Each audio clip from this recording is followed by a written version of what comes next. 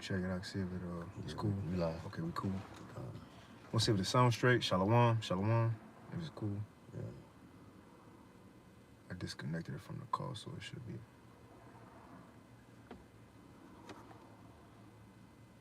We'll see if it sounds straight. Shalom. All right, shalom. Shalom. First and foremost, we want to give all praises, honor, and glory unto Yahweh, Bahashem, Yahweh Shai, Bahashem Rakakwadash, and double honors unto the apostles and elders of Great Millstone, and peace and blessings to all you Akim out there, 144,000, who pushing this word with all truth and sincerity, and as well as to all you believers out there who believing on the gospel. And there's a couple of brothers from the Great Millstone Houston camp. I'm the brother Korah Abad. And Rock Rakar. And, the Lord blesses us with opportunity to get together. You know, we got our Wednesday class here in Houston, where brothers get together in person, kind of go over breakdowns, so on and so forth. But before, me and a brother kind of linked up through the spirit, and we just want to get something in instead of, wasting time. Why not do the Lord work? And Right. Speaking of doing the Lord work, it ain't just coming into this thing and as like the Christian church say, when you turn your life over to Jesus, everything will be all good. Right. When you turn your life to God, you're going to prosper. Well, according to these scriptures, that's not so. Right. According to the Heavenly Father, Yahweh and Yahweh Shai, the true living powers of the earth, when you come serve them, it ain't going to be no easy ride, man. Right. And that's for all of us. It's going to be temptations, different trials, different headaches and heartaches. Right. You see? Different BS we're going to have to go through, legal problems, financial problems. Right. But all of it is a test on whether we're going to continue to serve the Lord or not. And guess who's doing it to us? The one we serving. That's right. Because ultimately, we're going to hop into it. That's why the title says enduring temptation. It's a fight, man. Right. That's the Lord want to find out not just who going to serve me when things going good, right? Who going to call on me when I'm blessing them. Let's see who going to stick with me and my son, even when I put a little hell on them. Even when I put them through some affliction, because in this affliction, it's going to show they really trust in me. They really believe in me, man.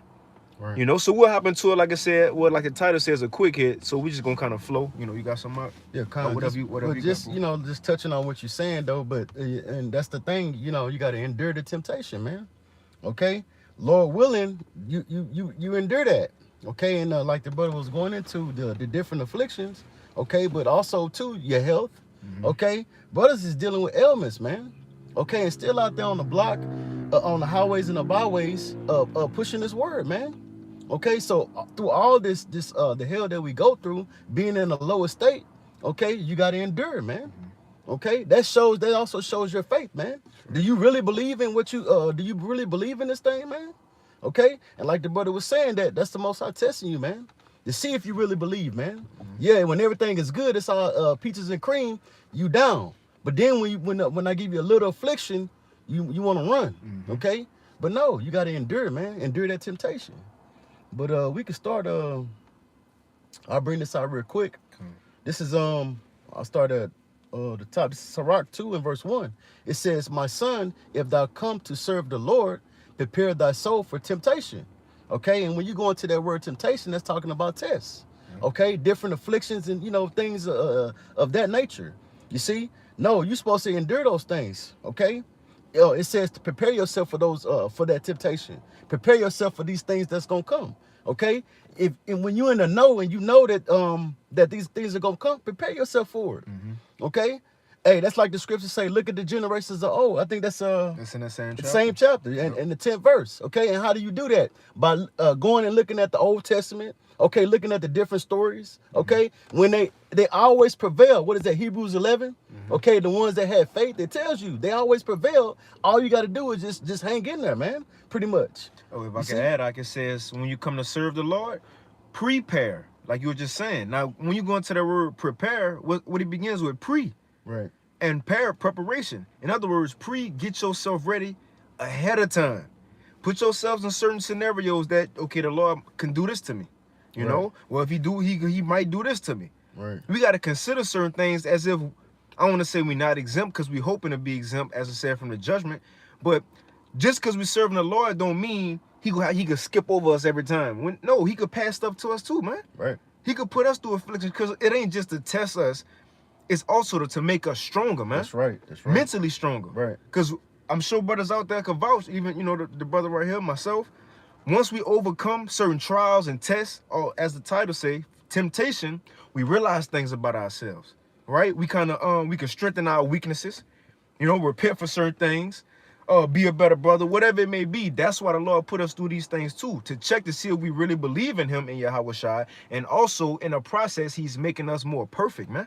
Right. Just like you put, well, is it going to go into that fire in this chapter? Right. You got it, bro. Right. And just something real quick to back up what you're saying. You shouldn't be it shouldn't be like it said, prepare yourself. So you should be ready for that.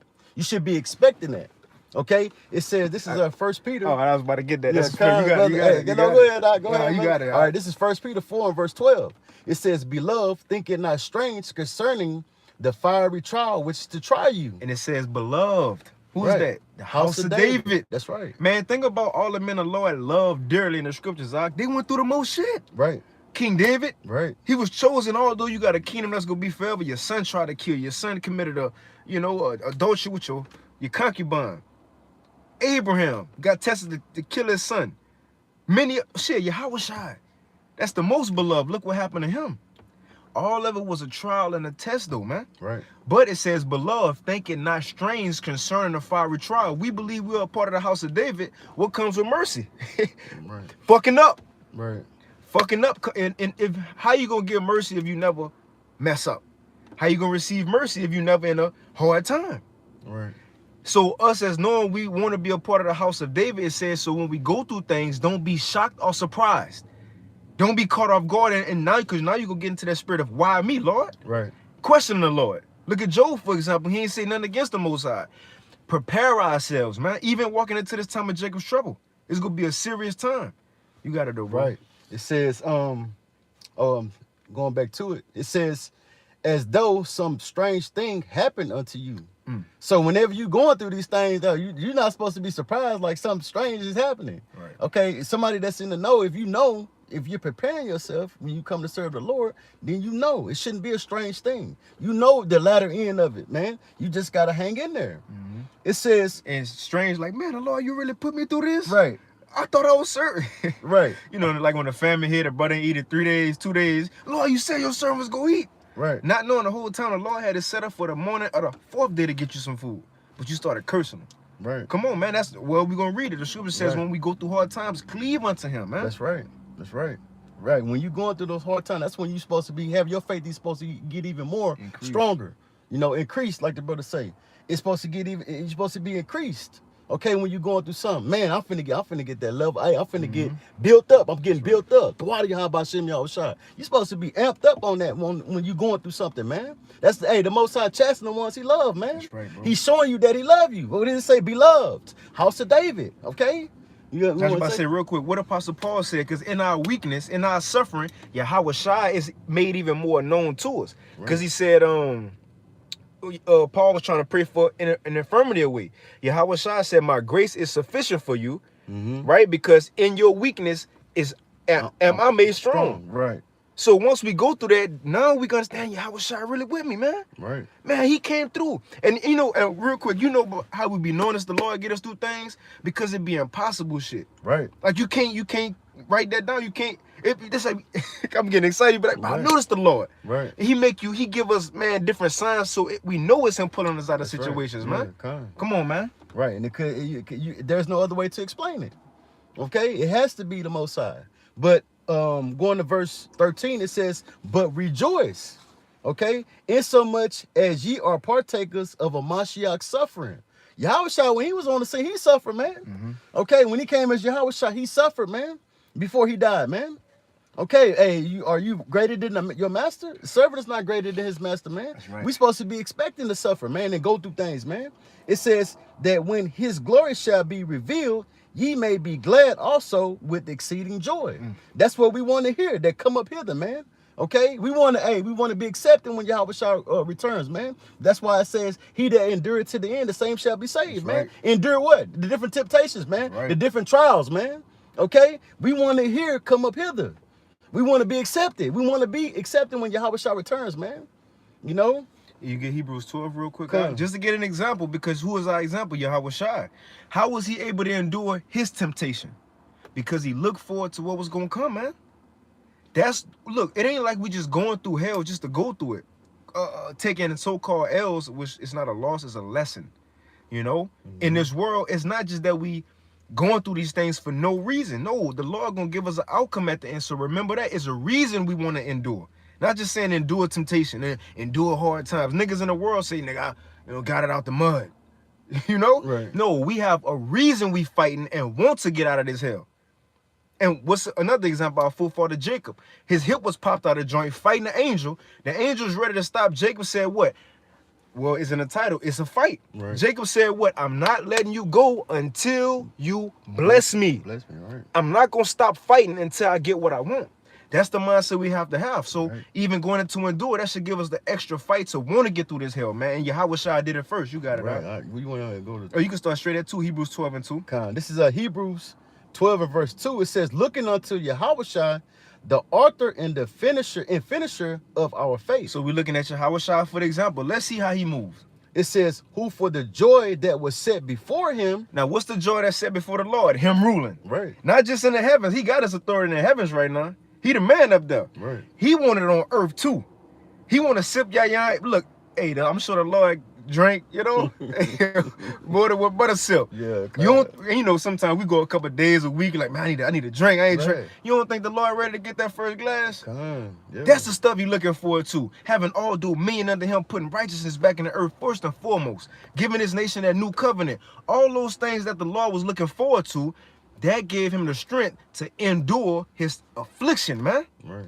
You can read it from the top. You can finish it. This is Hebrews 12 and verse 2. It says, looking unto Yahweh Shai, the author and finisher of our faith, who for the joy that was set before him endured the cross. He endured the cross.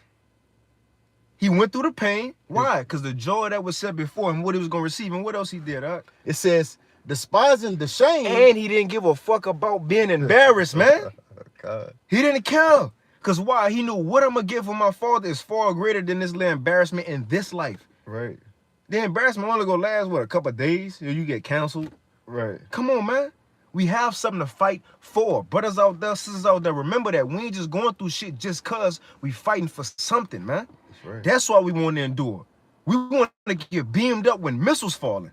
We want to get, even before the missiles, we want to be spared when all these things take place in Jacob's trouble. We don't want to get the MOTB. And we want to get beamed up when those missiles fall. We want to be the first rulers of the kingdom of heaven, man. That's why we fighting. That's why we should want to endure temptation. Whether you get kicked out the camp or whatever, keep pushing, man. Right. Keep pushing. Don't let nothing stop you, man, from going. Right. Come on. Not this world, not these heathens, not even 2/3. Keep fighting, man. We fighting for something. Right, Khan. It says, and is set down at the right hand of the throne of the Most High. Now look what he got. Everything. Right. That's right. And what he said to us, I'm going to give you what my father gave me. So what we going to get? Everything.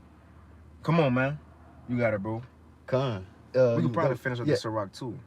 Yeah, Khan. Okay. You want to go back and to... we can end it off on James then. Yeah, Khan. Let's do that. Let's do that. Go back to Sirach. Yeah, Sirach 2. Okay. And Shalom to Allah Akim, Shalom. maybe tuning in. Shalom. Y'all watch my Shabakatham. Y'all watch my Shabakatham. It says, the Sirach 2 in verse 2. It says, set thy heart aright and constantly endure. You got it, and make not haste in time of trouble. Okay, like we said earlier, what the scriptures say, he that endure to the end, the same shall be saved. Whatever you're going through, hey, whatever trial that you're going through at that time, man. Okay, whether you lose your job, man, finances ain't straight, you can't pay your next bill. Okay, you're dealing with an ailment. Okay, keep pushing, man.